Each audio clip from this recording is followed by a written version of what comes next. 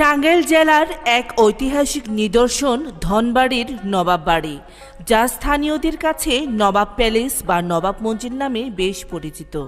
প্রায় 1800 শতকের মাঝামাঝি সময়ে এই জমিদার বংশ বা জমিদার বাড়িটি প্রতিষ্ঠা করেন ব্রিটিশদের কাছ থেকে বাহাদুর নওয়াব CIE খেতাবপ্রাপ্ত জমিদার খান বাহাদুর সৈয়দ নওয়াব আলী চৌধুরী।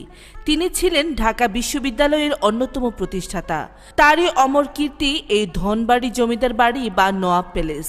এই জমিদার বাড়ির রয়েছে একটি সুদীর্ঘ ইতিহাস। ধারণা করা হয় মোগল সম্রাট জাহাঙ্গীরের আমলে ধনপতি সিংহকে পরাজিত করে মোগল সেনাপতি ইস্পেঞ্জর খাঁ ও মনোয়ার খাঁ ধনবাড়িতে জমিদারি প্রতিষ্ঠা করেন। তাদের কয়েক পুরুষের পরের নবাব ছিলেন সৈয়দ জনাব আলী। সৈয়দ জনাব আলী ছিলেন সৈয়দ নওয়াব আলী চৌধুরীর বাবা।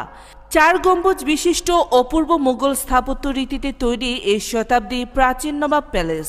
পুরো নবাব মঞ্জিল বা নবাব প্যালেসটি প্রাচীরে ঘেরা।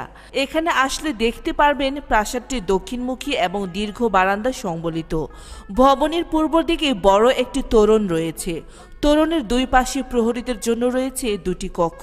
তোরণটি জমিদার নওয়াব আলী চৌধুরী ব্রিটিশ গভর্নরকে অভ্যর্থনা জানানোর জন্য নির্মাণ করেছিলেন।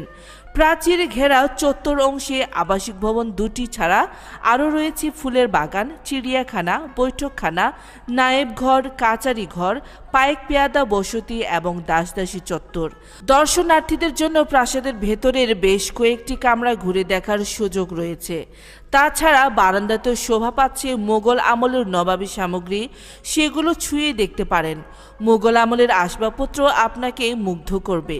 প্যালেসটির পাশে রয়েছে 30 বিঘার বিশালাকার দিঘি।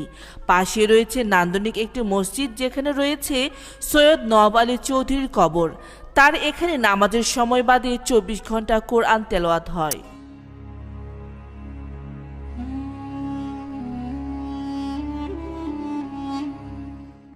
নওয়াব আলী চৌধুরীর তৃতীয় স্ত্রীর একমাত্র ছেলে সৈয়দ হাসান আলী চৌধুরী। সৈয়দ হাসান আলী চৌধুরীর নামে ময়মনসিংহ শহরে একটি বাড়ি আজও চোখে পড়ে, নাম হাসান মঞ্জিল। প্রিয় ভিউয়ার্স, আমি যেখানে দাঁড়িয়ে আছি এটি হচ্ছে সেই হাসান মঞ্জিল। ময়মনসিংহ শহরে যার এই বাড়িটি ছিল তিনি হচ্ছেন ধনবাড়ির নবাব, ঢাকা বিশ্ববিদ্যালয়ের প্রতিষ্ঠাতা, অবিভক্ত বাংলার প্রথম কৃষিমন্ত্রী সৈয়দ নওয়াব আলী চৌধুরী। চলুন বাড়িটি ঘুরে দেখে আসি।